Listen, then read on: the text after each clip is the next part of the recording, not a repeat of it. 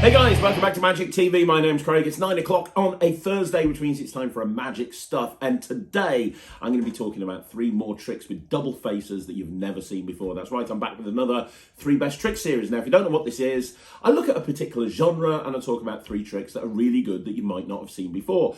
The wrinkle with this one is these are 3 tricks that I've created myself. So these are 3 tricks with double faces that I've created myself that you've never seen before, or you might not have seen before. You probably haven't seen before. Now, I love using gaffed cards. I really do. I know there's purists out there that say never use gaffs. My attitude is very simple. My attitude is I will do whatever I can do to do the best possible performance for my audiences. Now, if the best possible performance I can do for my audience involves using a gaffed card, then I'm going to use a gaffed card. It's as simple as that. When you add one gaffed card into a deck, then you can achieve absolute miracles. Double faces are no exception. Anything with double faces, double backers, blank cards, I absolutely love. So here we go. Without further ado, let's have a look at 3 tricks with double faces that you might not have seen before. Okay, so the first trick that I'm going to talk to you about today is a trick called TARDIS.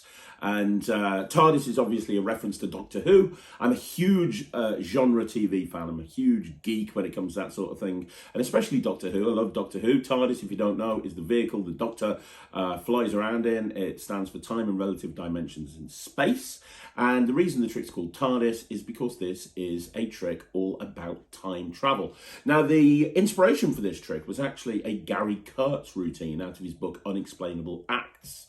And the whole idea with this particular routine, it was basically a presentational way of doing an ambitious card. And the whole idea is, rather than having the card signed and coming to the top of the deck, the concept was every time the card does come to the top of the deck, they're going backwards in time.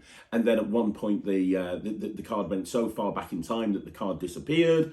And then you started going forward in time again, and the card would reappear. The signature would be back on the card. Beautiful routine. I've done it for many, many years. Gary Kurtz is an absolute legend, in my opinion. And I applied that to the trick that you're about to see right now. There's some similarities to a trick called Club Sandwich, which is a one-phase routine that was marketed many, many years ago by Mark Mason. But yeah, which is an amazing trick you should check out as well. This takes it in a completely different direction and goes in a completely different way, and it's a super fun routine to perform. So let's have a look at a performance of it first of all, and then I'll talk about why I like it so much. Right, I'm going to show you a trick with a pack of cards, okay? Yeah. And this trick's all about time travel. Rylan, do you believe in time travel? Yes. Well, I'm going to prove to you that as a magician, I have a complete and full and total mastery of the ability to travel backwards and forwards in time, which I know sounds completely ridiculous, but it's completely true. And I'll prove it to you. I've done it before. Have you? Wow, you can travel in time as well. That's amazing. We're going to use the 2 jokers for this. I'm going to put them over there. They're going to travel in time. Not quite, but I'm going to use them to prove to you and everyone else watching this that time travel exists. Now, the idea is very simple. I'm going to have you pick a card, all right? Yes. So, the easiest way to do this, if you cut the deck somewhere, you can cut shallow, cut deep, cut somewhere, okay? Turn them face up and put them on top of the pack face up. Okay. Amazing. So you cut 1 card and 1 card only in particular here, which is this card. Yeah. Doesn't matter whether I see it, I'm allowed to see it. The 5 of spades. Are you happy with that card? Yes. If you are happy, younger man, I am happy. Now, I want you to notice that I've put your card face down in between the jokers. Yeah. And I want you to remember that moment in time, that moment where your card was face down in between those 2 jokers that were face up. Okay. Because we're going to go back to that moment in time in a bit. Okay. Take your card, hold it face down, and just pop it in the middle of the deck right about there. And you can see the card, right? Yeah. I'm going to leave it there. Now, roughly, how many cards down would you say that card is? It's about 28. Do you want to push it in yourself? Good stuff. Now, watch. Here's where the time travel begins. Watch the 2 jokers, yeah? Yeah. If I just put them on top of the deck and snap, what actually happens is 1 card appears in between the 2 jokers, the 5 of spades. Your 5 of spades appears in between the 2 jokers. Now, here's the thing, and this is the weird thing.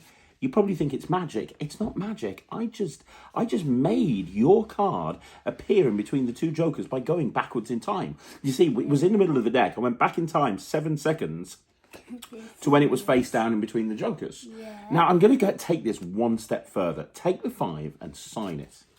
Okay? This Put way your you name. can't cheat. Yeah, that way I can't cheat. And then put today's date, which is the 24th. Today is the 24th Of April. of April. There you go. Which is 4. 4. There you go. Put the lid on. 2020. Oh, okay, 2022. We're being completely specific here. Very good. So now it becomes more impressive because now it's signed, right? Mm-hmm. So I want you to watch. Take the card and put it back in the middle of the deck, around about there. Wait, you can't do this now. Now we're going to put it face down. It's right there, yeah? Is that fair? Not do this now. Come on. Fair. And again, how many cards down in the pack would you say the card is, roughly? It's about 20. About 20. I'm going to leave it in there. Is that fair? Yeah. Now watch. If I want to do this, I can do this. All I have to do is take the jokers, I snap my fingers, we go back in time a full minute. We go back in time to that period in time where your card was in between, but it's further back in time than we hadn't signed the card at this point. This is before you signed the card. This is back when we put your card face down in between the jokers, right? Yeah. But if I go forward 30 seconds, I can go forward in time to when you actually wrote your name on it. This is flipping mental. This is kind of weird, isn't it, really, when you think about it? Yeah. But here's the thing. If I take your 5 and put it right there in between the jokers, you can see it going right there in between the jokers, right? Yeah. Here's the thing. I can actually go forward in time as well. If I snap my fingers, I go forward in time to when your card wasn't in between the two jokers. I can go forward in time. You see, there's always a past, a present, and a future. And if I go forward in time, I can go forward in time to about 5 minutes in the future when I chose to put one card into my pocket. And that was your signed card. What? See, time travel exists. So anybody who knows my work knows that I love multi-phase routines. I love routines that are multi-phase because, in all honesty, I think unless it's a really powerful one phase, having multi-phase allows a routine to build. Look at card in the box, for example. You know, if the card went under the box once, that's a good trick. But when it keeps going under the box, that's when things become more and more impressive, right? So it's the same with this particular routine here. If you think about it, if you actually analyze it, the first phase is that a card is picked and lost into the deck and appears very, very cleanly in between the jokers. And then the next phase is the card is lost in the deck again, appears in between the jokers, but without being signed, and then all of a sudden then becomes signed, and then the final phase is it vanishes and it goes into the pocket which a card was placed in the beginning. So there's 3 different routines and kind of a kicker ending there. 3 different phases, sorry, and a kicker ending. The thing that makes this routine, in my opinion, is the presentation. I love the idea of, hey, let me explain how all this is done. It's all to do with time travel. I know that sounds ridiculous, but I'm going to prove it to you. I'm going to be able to find that card by going backwards and forwards in time. It's just a really nice plot. And I love, I've talked about this on the channel before, but I really love when a routine comes full circle. So when you take a card out the deck at the beginning and you say that's going to represent the unknown future, which is totally a Gary Kurtz concept. You take the card and you put it in your pocket and you say that's going to represent an unknown future. During the rest of the routine, they almost forget about that card going in the pocket. So that when you say at the end, well, where's the card gone? Well, you know, the past and the present eventually always become the future, which is unknown until you reach it. And then you reach into your pocket and you pull out the signed card. It's a really strong moment. Yeah, I mean, it's really clean. The other thing that I really love about this routine is how clean the sandwich section is. You know, the fact that you show 2 jokers and you literally just turn them down and then show that the card's in between them. That's a very, very clean moment right there. It really is. And people, you can really do this with people burning your hands. You know, if you're doing, this is one of the routines that I like to do when people are burning my hands. And because of the use of the gaffs in play, you've got some really nice displays. But this, for me, at least in my opinion, is an intelligent use of a gaffed card. And what I mean is, anybody who's watching this routine, it doesn't doesn't feel like there's a gaffed card being used at any point, because at every single point you can see backs, you can see faces. It looks like it's completely kosher, right? No table is required, which is great. I mean, obviously I was using a table here, but no table is required. It's a pretty much an instant reset, to be perfectly honest, as long as you've got a couple of other 5 of spades, because you give one out for examination. I tend to buy a deck of those and have a couple of them in my pocket. I'm ready to go. It's an instant reset, and it's relatively easy to do as well. As I say, the presentation for me is what really sells this. And I think if there's one thing I can learn from this, it's that people buy into your enthusiasm about a trick. People get excited about seeing you perform if you're excited about what you're about to show them. And the way you become more excited about a trick is if you are invested in the presentation. We've all been there where we're performing a trick that we're just kind of going through the motions with, right? But if we can actually perform a trick where we are invested in it and we get excited, then the audience will get excited as well. Anyway, that's TARDIS. Let's have a look at routine number 2 that you've probably never seen before. Okay, so the second routine I want to talk to you about is something called what is a prediction. And this is something I came up with many, many years ago. And the concept behind this, very, very simply, is I set a challenge to myself. And a lot of the time when I'm creating magic, that's what I do. I set a challenge for myself. How am I actually going to challenge myself? How am I actually going to move forward as a creator? Well, I set myself challenges that seem impossible. And the challenge I wanted to set myself was simply, I wanted to write a prediction onto a signed thing. At the time, it wasn't a playing card. I wanted to have a spectator sign something. I write a prediction on there, and then I'm able to show that the prediction is correct. That's what I want. And I didn't want to have the card go in my pocket or anything like that. I wanted to have this thing put down on the table. And initially I went through lots of different ideas with post-it notepads, and actually went in a different direction with another routine that is on the NETRIX as well. But from this, I was like, well, why can't I use playing cards? Why can't I write on a playing card? Why can't I write on a prediction on a playing card? And eventually I was like, well, okay, if I kind of go down the route of explaining the difference between reading somebody's mind and a prediction, it will allow this routine to work. And originally I was trying to do it with a regular deck, and by using a gaff, it suddenly all fell into place and became relatively simple to do. So what is this routine? Well, basically, I love the hook behind this routine. And I've talked on the channel before, hook lines for me are very, very important. What you say to hook somebody in. The hook line here is, you know what? A lot of people don't really understand when you see a magician or a mind reader what a prediction is. A lot of people think that everything is predictions and everything's all about predictions. But in reality, there's a massive difference between a prediction and reading somebody's mind. And I'm going to show you that difference right now. And then you go into the routine. And it's a very engaging plot, but it allows you, with very logical presentation and very logical procedure, to put yourself into a situation where you can take a signed card that they've put their initials on, and you can show that you've actually been able, and you wrote a prediction on there, and you can show that the prediction is 100% correct. I'm going to perform the routine. I'm going to show you the routine so you can see exactly how it looks. And then when I've done that, we'll talk about why I like this so much. Okay, so I'm here with Ryland. And I've got your mum behind the camera, Sarah. And with you two together, I'm going to answer the age-old question, can a magician predict the future? Now, I know you think that I can, and I know that you think you can.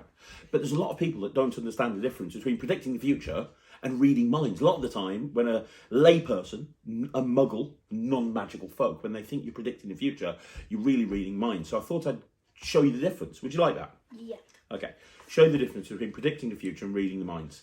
Now, before we do anything, we're going to use a deck of cards because there's so many different possible combinations here.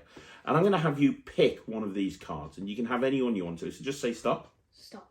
Cool. That'll be your card. Have a look at it. Do not show me. You can show the camera. You can show your mum if you want to, but do not show me. Mummy? Okay. And then put the card back in the pack any way you want to. And I'm going to square it up, and I want you to see that that card really is lost in the back. No pinky breaks. That card is lost in the deck. Is that fair? Yeah. Cool. We'll get back to that in a minute, but please remember the card, because later on when I dramatically say, this is your card, if you go, I don't know, loses its impact slightly. We also need another couple of cards, and these are going to be for writing on, and you'll see what in a minute. But just touch a card. That one. That one there. It's okay if I see this one, so let's have a look at it. It's the Jack of Diamonds. You okay with that, yeah? Yeah. Yeah. Cool. And we'll get one for your mum as well. So touch a card. This one here. Yeah. That's already been written on. So let's go for a different one. That one. That one there, the 10 of clubs. Are you okay with that one? Yeah. Okay. So let's think about this for a minute. You could have picked any card. I have no idea what your card is. Tell me, the card that you picked earlier, it's not one of these two, is it? No. No. Okay, brilliant. Right, we're good. The only reason we've got these two cards is because I'm going to use them in a second to help me write down my prediction and also to read your mind. Okay? Yeah. So, predicting the future is all about making a prediction before you even ask anybody the question.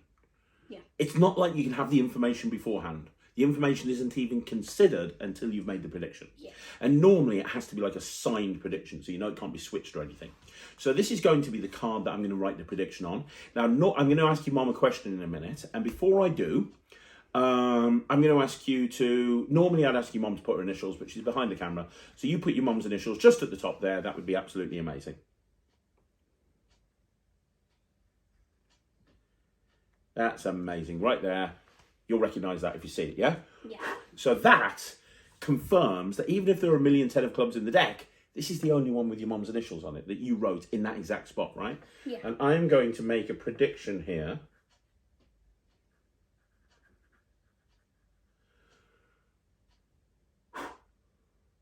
Yeah. You put the lid on, pen. I think I'm done. Okay. So I don't know if this is going to be right or not. The whole thing about predictions is sometimes it doesn't work, but I'm going to put that right there. I think that's what your mum's going to do in a minute. Okay? Yeah. So we'll leave it right there. In fact, Sarah, I'm going to ask you a question. I've already asked you the question on the previous performance, what's your best friend's name at school? So I'll tell you what we'll do. Sarah, what was the name of the boy that you fancied in school? I know there has to be one.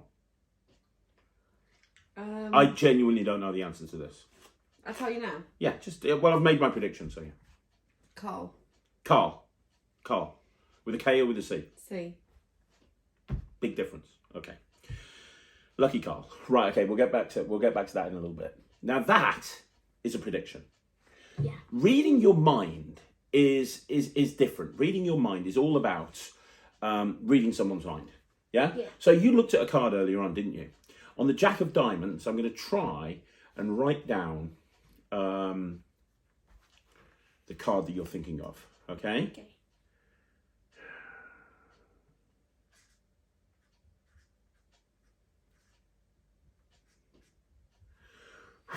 You can recap that for me. I don't know if I'm right. I genuinely don't know if I'm right or not. I think I am, but I don't know. I've made my prediction right here on the Jack of Diamonds. I wrote down a playing card. Okay. For the first time, name your card. The 5 of Hearts. The 5 of Hearts. Look at what I wrote on the Jack of Diamonds. A 5 and a heart. I actually got it right. And that's what reading the mind is. That is reading somebody's mind, right? Mm-hmm. But you remember that before we did any of this at all, we had that prediction there. The prediction that you signed that has been here from the very beginning, right? Yeah. And after I made that prediction, I asked your mum who she fancied at school. The name was Carl. You're not going to believe this. Look at this. On this card right there, the card that you put your mum's initials on, what does that say? Carl. Carl. Right there. Proof that I knew exactly what your mum would do. And yeah, you can keep that as a souvenir. There you go. I got one. So there you go. This is something that I perform in the real world. This is something I gig with all of the time. And there's a few advantages to this. So first of all, it really is a very strong prediction. And you can predict absolutely anything. Like you saw me, a lot of the time I'll go with something simple like your best friend at school or something like that. But I change it around an awful lot. You can predict absolutely anything. The prediction is placed down on the table before they even tell you the thing that you're predicting. And that was the most important thing for me in this routine, in that, you know, you make the prediction, you put it down, and then you ask them the question, whatever it may be, right?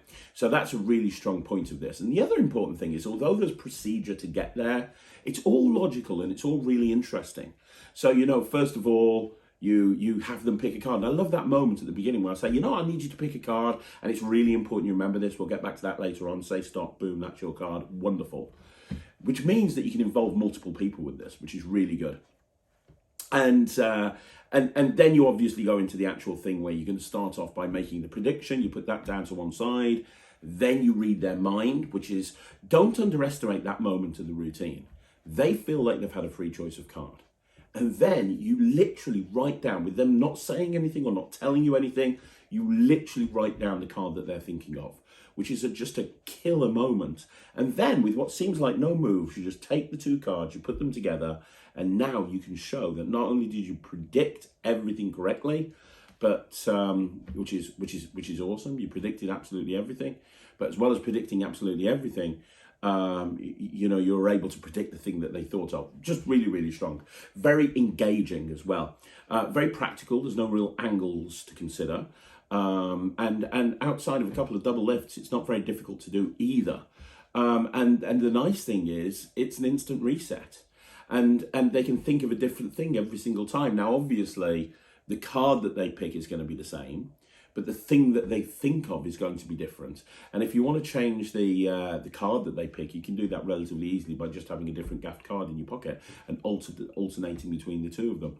It's amazing that one gaff in a regular deck, so it's a regular deck and you can cop the gaff in at any point you want to, one gaff in a regular deck just allows you to do so much. I really love that, really, when you think about it, that one gaff will allow you to do so much. So there you go. It's, for me, one of the strongest predictions that I do. It's got a very personal touch to it as well. It's called What is a Prediction? Anyway, without further ado, let's have a look at the final routine. Okay, so this one is called Anniversary Transpo, and this is, I've kind of put together various different versions of this. And this is one of my favorite versions. And what this is basically is this is a transposition between two playing cards with a kicker ending. Okay, and what's interesting is the gaff in this routine doesn't come into play until the kicker ending. Now you can actually do the whole routine up until the kicker ending without the gaff. But in all honesty, to be honest, I think it's the gaff that really makes the ending. It's that moment. It's kind of like it's kind of like watching Sixth Sense, and it's a really enjoyable move. And in the end, they pull the rug from underneath your feet, right? It's the same sort of thing here. It's a really nice routine, and just when they get accustomed to the fact that these two things are changing places, it then becomes, wow, what? Where did this happen?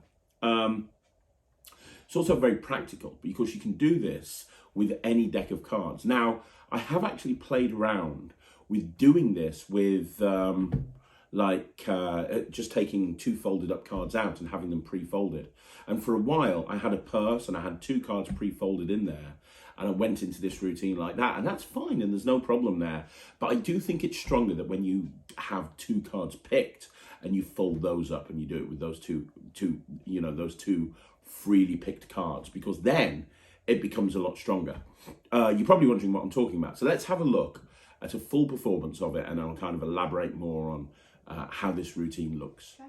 Okay, so just to catch everybody up, right, and because I wanted to speed this video up, Ryland, Yes, you just took two cards. Yeah, I just And I've just told you that, yeah, we just folded them, right? Yeah. Now, the reason why I did this is very, very simple. It's because there's a trick in Magic called a transposition. Yeah, I've heard that. Yeah, Switch places. where they switch places, right? But normally it's done with two cards that are face down. Yeah, face down. So you can't really tell one from the other, so You it's get easy to get confused. Exactly. So with this, I've got two cards that you've picked. You had a free choice of cards. See them change. You can see them. Now, yeah, I'm going to fold them so the face is on the outside, so you can see Yeah. everything the whole time. Okay. You can see the 4, you can see the ace, you can see everything, right? Yeah. And what I'm going to do is put them into my hand like this. Okay. And I'm going to go as slowly as I can. I'm going to reach in. I'm going to take one of those cards out. This one here, the ace. Yeah, the ace. So you know the ace is there because you can see it. Now watch, if I take that ace and squeeze it, Oh my God, it it's a turns 4. into the 4. And if the What? 4's there, that means the ace is in the hand. Now, even though the faces are on the outside, maybe still I'm cheating. So I'll tell you what I'm going to do. I'm going to take the 4, I'm going to take the card box, and I'm going to put the 4 inside the card box. You can hear it, right? And you can put your finger, yeah? Okay? I can feel that. You can feel it as well. Good. Watch this. You see the ace on top, right? You know it's the ace because it's folded this way. But if I just take this ace and shake, when I do, it turns into the 4. And if the 4's there, you can reach in and take it out yourself. I know, it's kind of weird, right? I tell you what, we'll do it one last time. Hold your hand out for me. You squeeze the ace yourself. And I will take the 4. Now, I could make that 4 and that ace change places by doing that, but hang on. I'm going to go one step further. I'm going to take the ace. I'm going to tap your hand, tap my hand, squeeze, and the card vanishes. Now, if I told you that both cards were inside your hand, would that be good? Yeah, that'd be good. That'd be great, wouldn't it? Yeah. I mean, you were squeezing tightly, so it was hard to do. I can only feel Turn your hand over. You see, I know it looks like there's only one, but because you're squeezing so tightly, unfold it. Wait. Now you've got 2 cards fused into 1 card, and that is a miracle. So there you go, that's a full performance of the routine. What's nice about this is, again, although I use the table, there's no table required. I would highly recommend taking the cards out of the deck. I think it's stronger that way. There are things on NETRIX that kind of explore this plot in different directions with mugs and everything like that, and that is absolutely amazing.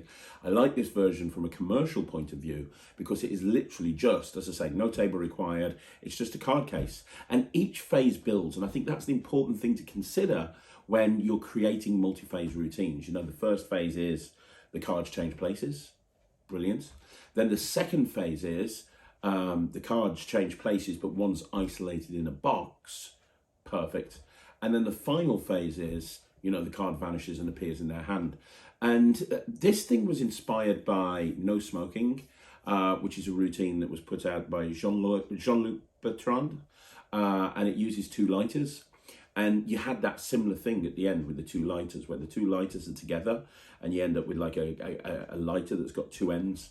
And I love performing that, I really do. And I was like, couldn't we do that with playing cards? Couldn't that be a playing card thing? And then slowly I came up with this. I